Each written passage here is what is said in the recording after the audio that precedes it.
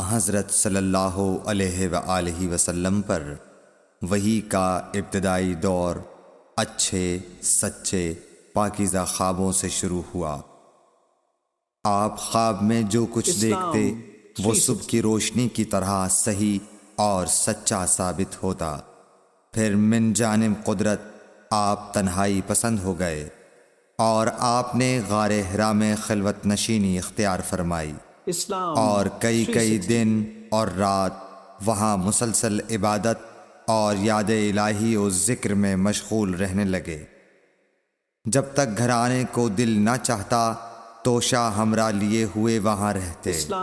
توشہ ختم ہونے پر ہی اہلیہ محترمہ حضرت خدیجہ رضی اللہ تعالی عنہا کے پاس تشریف لاتے اور کچھ توشہ ہمراہ لے کر پھر وہاں جا کر خلوت گزین ہو جاتے۔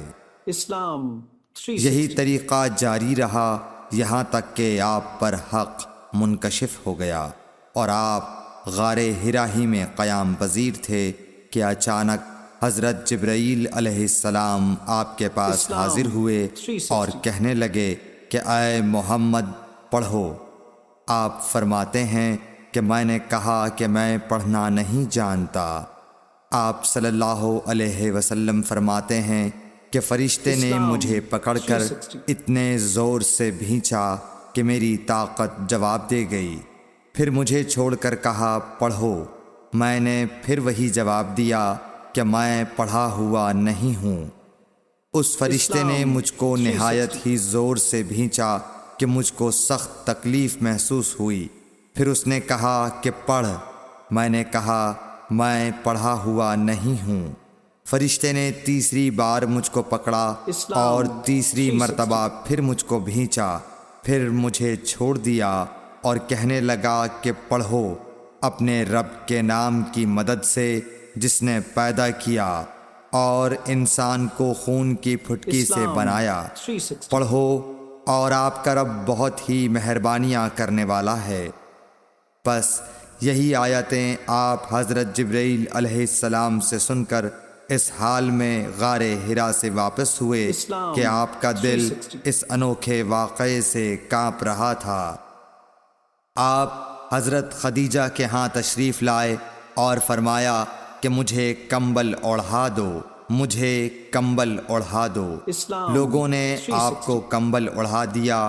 جب آپ کا ڈر جاتا رہا تو آپ نے اپنی زوجہ محترمہ حضرت خدیجہ رضی اللہ تعالی عنہا کو تفصیل کے ساتھ یہ واقعہ سنایا اور فرمانے لگے کہ مجھ کو اب اپنی جان کا خوف ہو گیا ہے۔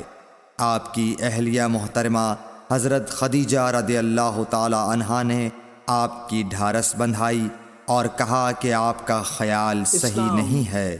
اللہ کی قسم آپ کو اللہ کبھی رسوا نہیں کرے گا۔ آپ تو اخلاق فاضلہ کے مالک ہیں۔ آپ تو کنبہ پرور ہیں، بے کسوں کا بوجھ اپنے سر پر رکھتے ہیں، مفلسوں کے لیے آپ کماتے ہیں، مہمان نوازی میں آپ بے مثال ہیں اور مشکل وقت میں آپ امر حق کا ساتھ دیتے ہیں۔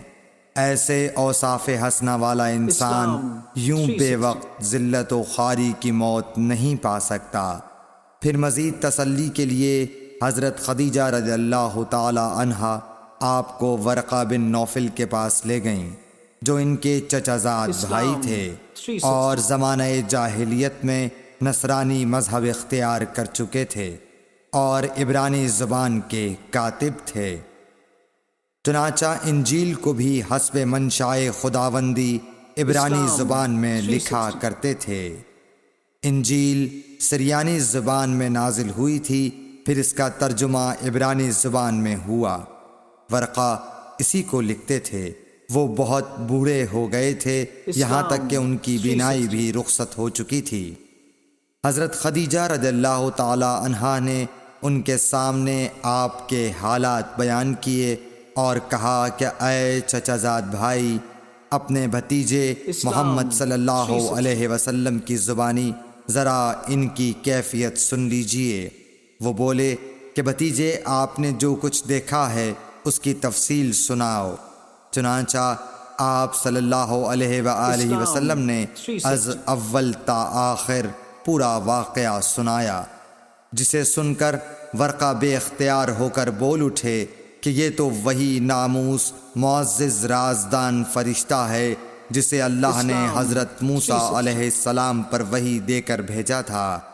کاش میں آپ کے اس عہد نبوت کے شروع ہونے پر جواں عمر ہوتا، کاش میں اس وقت تک زندہ رہتا جب کہ آپ کی قوم آپ کو اس شہر سے نکال دے گی۔